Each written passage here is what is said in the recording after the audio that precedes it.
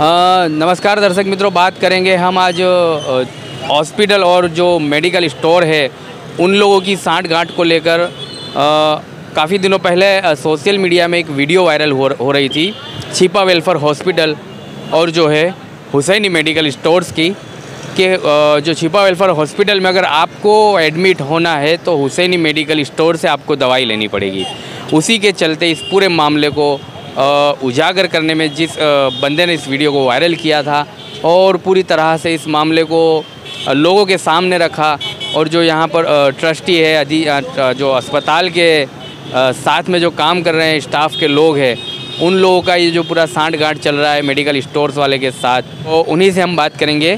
कि क्या कुछ ये मामला था और कैसे ये मामला आपके सामने आया और इसमें आगे क्या कुछ चाहते हैं कि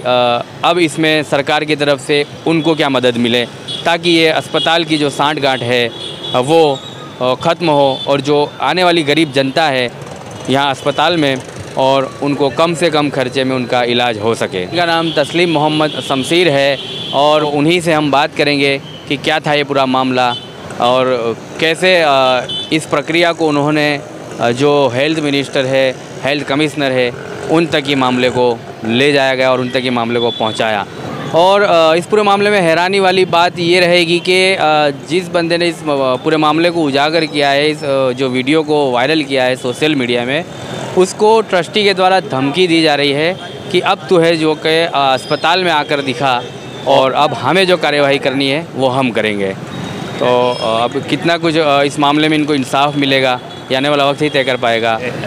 एक्चुअली इसमें ऐसा था कि मैं जो है उस एक दिन पहले जब ये पूरा इंसिडेंट हुआ उसके एक दिन पहले मेरी वाइफ़ की तबीयत कुछ ख़राब हुई थी, उसको सर में दर्द हुआ था। तो हम लोग जो है वहाँ पर कि भाई चलो छिपा जमात वेलफेयर ट्रस्ट जो हॉस्पिटल है वहाँ पर दवाई लेने जाते हैं। तो जब हम वहाँ पहुँचे तो उसको सिर में दर्द था, तो डॉक्टर ने बोला कि भाई आप ग्लूकोज चढ़ा दो। मैंने वो ऑब्जेक्शन लिया कि भाई सर दर्द के अंदर ग्लूकोज की क्या रिक्वायरमेंट है। तो उन्होंने बोला कि ठीक है, आप ग्लूकोज नहीं चढ़ाना चाह रहे हो तो जो है मैं आपको एक दवाई लिख देता हूँ, वो आप पहले लेकर आइए। तो मैंने वो भी ऑब्जेक्शन लिया कि भाई आप पहले मुझे बताइए किस तरह की दवाई आप लिख के दे रहे हैं। तो उन्होंने बोला कि भाई ये जो है कैल्शियम की दवाई है। तो मैंने वो फिर से ऑब्जेक्शन लिया कि कैल्शियम की दवाई के अगेंस्ट में जो है सिर दर्द हो रहा है, तो आप बेटर है कि पहले वो सिर दर्द की दवाई दीजिए। तब ये उन्होंने सिर दर्द की दवाई दे के जो है वो मामला वहाँ ख़त्म हुआ। बट उसके बाद मैंने ये सोचा कि अगर ये वो वैसे अगर मैं दवाई लेने जाता तो वो 200-300 रुपये की थी। तो हम तो कैपेबल है, जो मिडिल क्लास वगैरह कैपेबल है, बट ये यहाँ पर नाइट के अंदर आप इस एरिया में जो है वो पूरा आप समझिए कि पूरे कवर करता है सभी आजू बाजू के विस्तार को। इसके अंदर सभी सामान्य प्रजा, मजदूर वर्ग, गरीब है और सब धर्म के लोग यहाँ पर आते हैं क्योंकि ये दवाखाना ही पूरी नाइट में जो है वर्केबल है। तो उसी वजह से मैंने सोचा कि अगर हमको ये तकलीफ़ हो रही है तो जिसके पास अभी ये कोरोना के बाद काफ़ी हालात ख़राब है, उनके अगर 200-300 रुपये इस सिचुएशन में निकालना काफ़ी मुश्किल है। तो मैंने वो पूरा इंसिडेंट उनको उजागर करने के लिए जैसे ही मैं वहाँ पर नेक्स्ट डे पहुँचा तो एक बंदा मुझे नीचे मिला, तो उसके साथ में मैं मेडिकल शॉप में गया जिसका नाम हुसैनी मेडिकल शॉप है, जो बिल्कुल जो है ये 5 पीपली हॉस्पिटल जो है उसके सामने ही है। वहाँ से हमने दवाई परचेज़ किया जो 186 रुपीज़ का, उसको आँख के टिपे दवाई दी और उसके साथ में उसको कोई बिल नहीं दिया। दवाई लेने के बाद हम सीधा ऊपर गए, तो जैसे ही वो दवाई वाले मेडिकल शॉप वाले ने देखा कि मैं वीडियो रिकॉर्ड कर रहा हूँ, उसने सीधा जो है ये डॉक्टर को कॉल किया कि वो कोई बंदा जो है वो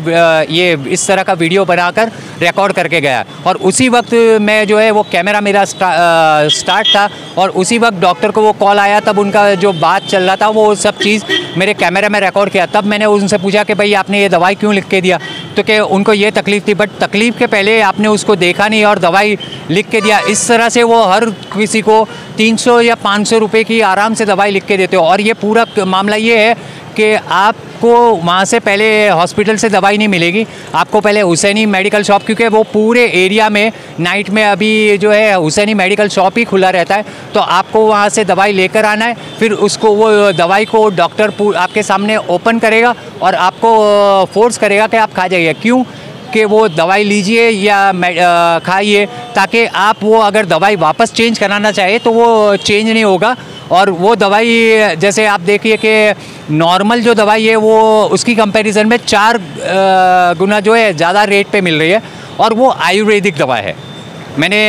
देखा है कि वो आयुर्वेदिक दवाइयाँ है जो उसकी कंपैरिजन में आप कोई भी ब्रांडेड कंपनी की दवाई लो तो आपको वो चीपर में मिल जाएगा, और यही चीज़ जो है आपको 4 गुने रेट पे मिल रहा है। तो इस तरह से पूरा जो है मामला ये जो मेडिकल शॉप और डॉक्टर और ट्रस्टी और स्टाफ का मिलीभगत यहाँ पर चल रहा है। उसके बाद मैंने आर्ग्यूमेंट किया डॉक्टर के साथ में कि भाई ये चीज़ आपने किया, और उसी दौरान मैंने उनसे अपना लाइसेंस दिखाने को कहा, तब वो अपना लाइसेंस भी नहीं दिखा पाए, क्योंकि ये मेरी जानकारी के मुझे इतना तो अंदाज़ा है कि अगर डॉक्टर जो है अपनी ड्यूटी बजा रहा है तो उसके वक्त कोई भी आदमी अगर उसका लाइसेंस देखना चाहे तो वो उसे दिखा सकता है, बट उस वक्त उनके पास उनका लाइसेंस भी नहीं था। जिनका वो डॉक्टर का नाम है फैज़ान अंसारी, ये मैंने उनसे मांगने के ऊपर उन्होंने वो लाइसेंस नहीं दिखाया, और ये सब पूरा मामला फिर मैं वापस जब मेडिकल शॉप में गया वही चीज़, तो उस टाइम जो है डॉक्टर का मेडिकल शॉप वाले के कॉल आ रहा है, और मैं वहाँ खड़ा था। जैसे ही वो कॉल आया तो मेडिकल शॉप वाले ने बोला कि वो भाई यहाँ खड़े हुए, जैसे ही मेरा नाम सुना उसने कट कर दिया, और हमने वापस कॉल करने का ट्राई किया, उन्होंने जो है कॉल पिक नहीं किया। और मुझे ये भी पता चला है इस दौरान के हुसैनी मेडिकल शॉप जो है जिसका मालिक जो मोमिन है वो अमेरिका स्टे है, और ये जो दवाई शॉप है वो रेंट पे लिया हुआ है। और ये भी चीज़ है कि उसके अंदर दोनों जो भाई सुबह और नाइट में बैठते हैं, ना उनके पास फार्मेसी का लाइसेंस है, फिर भी वो मेडिकल शॉप ये चला रहे, और उसके सिवा ये पूरी नाइट ओपन रहता है। तो अंदाजे से वो 12 बजे तक ये मेडिकल शॉप वैसे खुलना चाहिए, और ये नाइट में भी चल रहा है। तो मैं आप तक मीडिया के माध्यम से सरकार श्री और अधिकारियों को, इसमें जो भी अधिकारी अगर कर सकते हैं हेल्प, तो मैं उनसे एक रिक्वेस्ट करना चाहूँगा कि इसका संज्ञान लेते हुए इसके ऊपर कायदा की पगले लेकर जो भी एक्शन ले सकते हैं आप उस पर लीजिए, ताकि ये जो दूषण जो फैला हुआ है इस हॉस्पिटल में वो ख़त्म हो, और अभी हॉस्पिटल के और ये यहाँ के एरिया और दूसरे लोगों को इसकी जो है फ़ायदा मिलता रहे, और बेहतरीन सुविधाएं यहाँ पर उपलब्ध हो, ताकि दूषण को आप मिलकर रोकें, और जो गरीब और जो जनता पिस रही है इस मामले में तो उसकी मदद करें, और आगे भी ये जो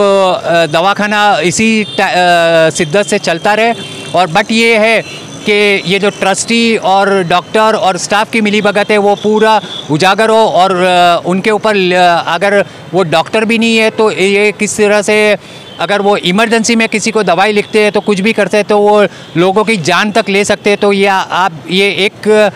जांच का विषय बनना चाहिए, और इसकी जांच होनी चाहिए कि अगर डॉक्टर वो MBBS नहीं है तो उसके ऊपर उनकी कार्रवाई करनी चाहिए, और इस संस्था से दूर करके नए ट्रस्टी और पूरा स्टाफ और सभी डॉक्टर के नियुक्ति हो। मैं यही कहना चाहूँगा। लेकिन यहाँ की अगर कोई जमात की और उन लोगों की बात करें तो कितनी कुछ ग्रांट मिलती है? ग्रांट का मुझे पता नहीं है, बट ये गवर्नमेंट के अंडर में आप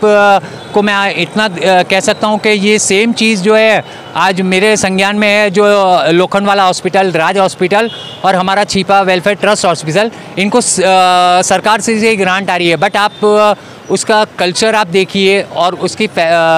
साफ़ सफाई देखिए, जबकि दवाखाने में कंप्लीट क्लीननेस होना चाहिए, हाइजीन होना चाहिए, जब भी कोई दर्दी आए उसको फैसिलिटी मिले, सब चीज़ उसके नाम पे वो वहाँ पर ज़ीरो ही है। आप बायो मेडिकल वेस्ट आप कहीं भी पड़ा हुआ है, गंदगी पड़ी हुई है, आपको वहाँ पर इतनी गंदी स्मेल आएगी, कोई साफ़ सफाई का कोई काम नहीं है, और स्टाफ का भी वर्तणूक जो है गैर वर्तणूक है, आप उनसे सीधे मुंह से आप बात नहीं कर सकते। और ये चीज़ होने के बाद नेक्स्ट डे ट्रस्टी का जो है, जिनका नाम याकूब भाई माकी है, उनका कॉल आता है और मुझे धमकी देते हैं कि अब तू जो है वहाँ पर दवाखाने में आके दिखा तो मैं फिर देख लूँगा, इस तरह से। और वो रिश्ते में वैसे मेरे नाना के कज़िन है, फिर भी मैं चाहता हूँ कि अगर वो भी लिप्त हो तो उनके ऊपर भी ये लीगली कार्रवाई होनी चाहिए। प्रजा के लिए जो है वो जो भी फ़ायदे कारक हो वही डिसीजन आना चाहिए। नहीं, मैंने इसके बारे में किसी से ये डिस्कस नहीं किया, क्योंकि ये चीज़ मेरे साथ बनी हुई थी, तो मैंने अपने ही तरीके से इसको आगे बढ़ाना चाहा। मैं जो है ये चाहता हूँ कि इससे मेरी वजह से किसी को, गरीब और जो जनता अभी इस तरह की सिचुएशन में अभी पैसे और ये प्रॉब्लम है, तो उनको फ़ायदा मिले और इस हॉस्पिटल के माध्यम से सबको सुविधा और फ़ायदा मिले, बस मैं यही चाहता हूँ।